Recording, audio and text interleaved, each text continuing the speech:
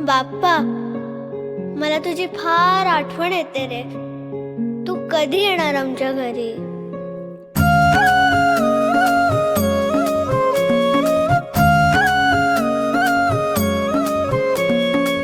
देवा तुझ्याच साठी उघडून दार, वाट पाहून झाली पार.